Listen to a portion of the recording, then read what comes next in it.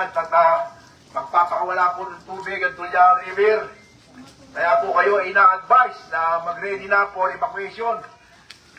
Tayo po ay pinag-i-evacuate na ng ating mahal na Mayor Joy Belmonte.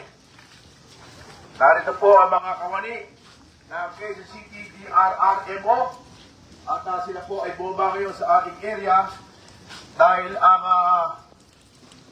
Lamesa Dam ay nasa critical area na kaya dapat magpakawala ng tubig.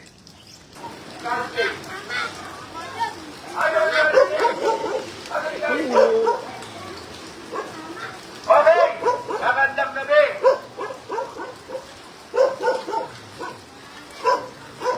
Magandang gabi po sa Bayang California.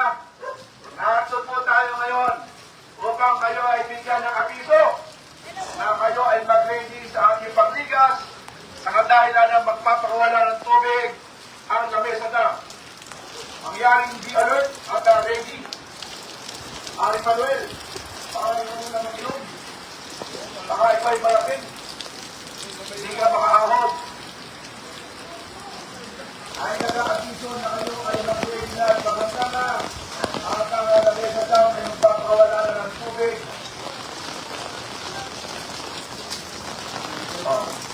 Magandang gabi o. Magandang gabi sa inyo.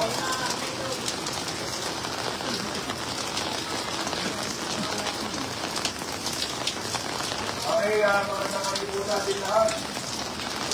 Narito po ang barangay ng aming CTDRRMO. Ay po ay na-advise na mag-ready.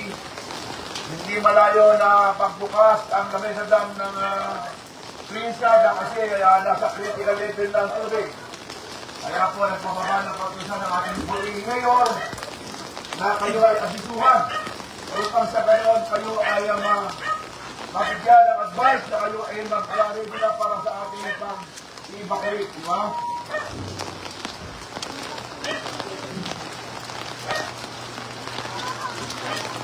Baka yung gabi na magkilo. Magkilo, saan ka na? Okay, magandang gabi po sa inyo lahat.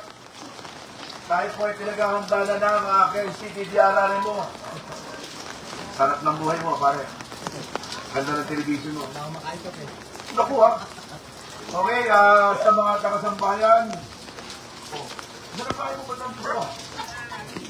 Bumagak din yung nakakapit bahay ka pa. Hanapin ka ni Totoy. Okay, magandang gabi sa inyo lahat.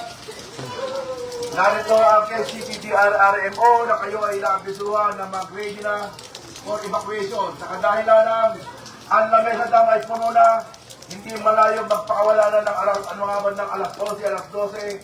Kaya kayo ay mag-ready. Iba, ready, no? Paliwanag ba ina? Mag-iwi na kayo. Ang balot-balot na yun.